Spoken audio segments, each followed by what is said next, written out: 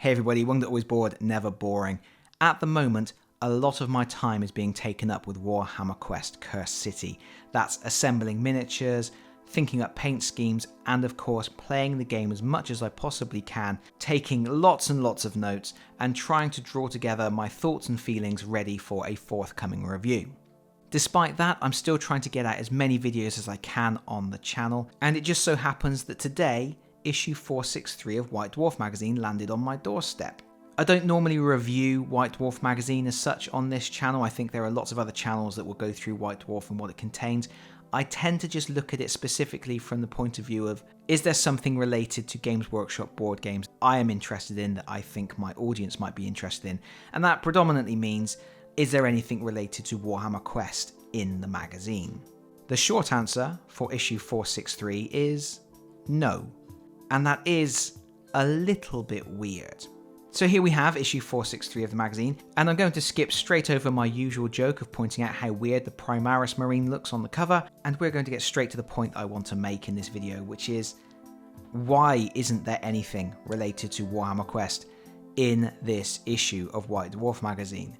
Look, here's the December 2018 edition of White Dwarf magazine, which announced the arrival of Blackstone Fortress, and you can see Blackstone Fortress was gifted the front cover. Furthermore, there was quite a bit of content relating to the game inside. Here you can see, starting on page 6, there is this double page spread about the game, and then this goes on to a detailed listing of all the explorers in the game, and then we actually have some designer notes about the game as well, and all of the hostiles in all their beautiful painted glory.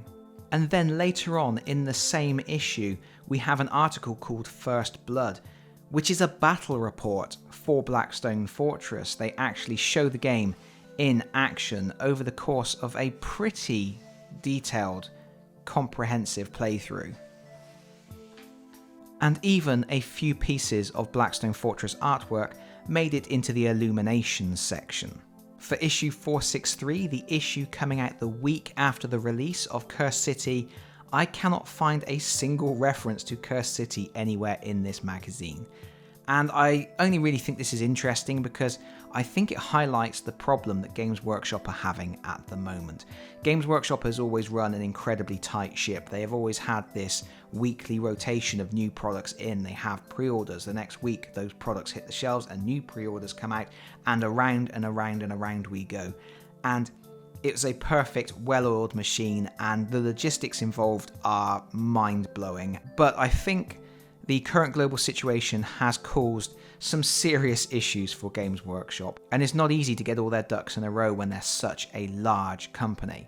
Obviously, White Dwarf magazine is not made the month before it publishes. It is made several months in advance. They have to make judgment calls about what's going to be coming out, and I think it's telling that there's nothing about Cursed City in here. I think maybe they had to pull articles at some point because they didn't think they were going to get the game in time. Then they did get some stock, and then we obviously had the pre-order debacle the other week where a lot of people missed out on the game. And I think it's just very difficult for them at the moment to get everything lined up. It is understandable to a certain extent, but it is weird that we get a magazine immediately after a release of a game that they have hyped considerably, and it doesn't get a mention at all. Obviously, I cannot peep behind the curtain. I don't know anything for certain, but to me it speaks volumes about the difficulties that Games Workshop are facing in terms of producing new content, meeting those deadlines, being able to keep as many people happy as possible. Having said that, this magazine is not completely devoid of Warhammer Quest content. It's just not Cursed City content.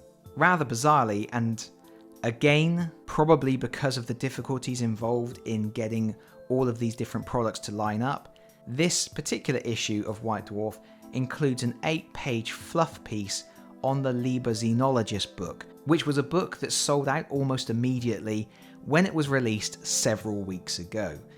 There's actually a little advert for the book here, which is redundant because this book is no longer available. It's still showing as temporarily unavailable on the Games Workshop web store, but I have to be honest and say I'm not really expecting it to become a restock. Oh, and by the way, for anybody interested in Blackstone Fortress stock situations, in the UK on the Games Workshop web store, Ascension and the annual have now been removed from the website, and Blackstone Fortress is still showing as temporarily unavailable, the same as the Liber Xenologus.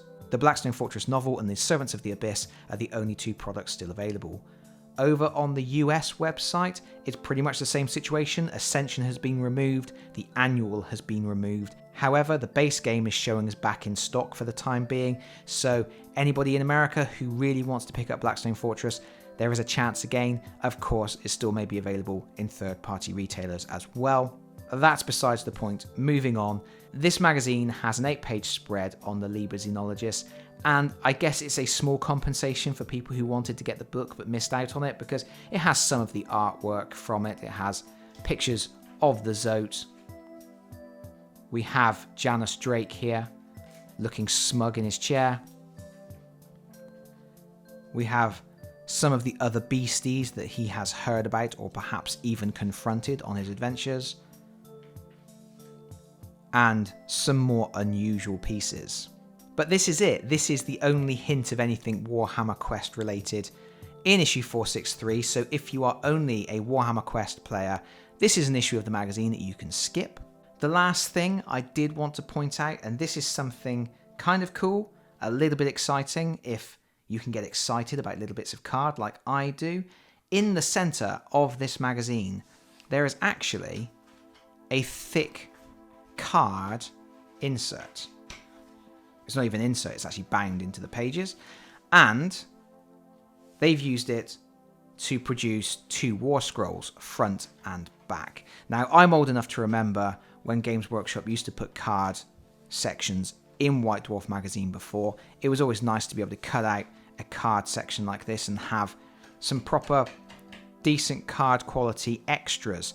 If this is going to be something they start doing frequently, I very much hope to see some Warhammer Quest cards produced on this card stock so that you can just cut them out. They are front and back printed and ready for use. This is something I would have loved them to have done when they did the Blackstone Fortress extras, like the retinue characters and the Army of One characters. It would have been wonderful to have actual card components that you could just cut out and use. I hope this is a permanent feature going forward and something that they will be using for Warhammer Quest. But anyway, I guess that's pretty much all I have to say at the moment. As I mentioned at the start of the video, this is obviously not a review of issue 463. If there's anything people would like to know about issue 463, do feel free to ask questions in the comments. I'm trying to still read and answer all the comments that I can, so if there's something particular you would like to know about, I will do my best to help out there.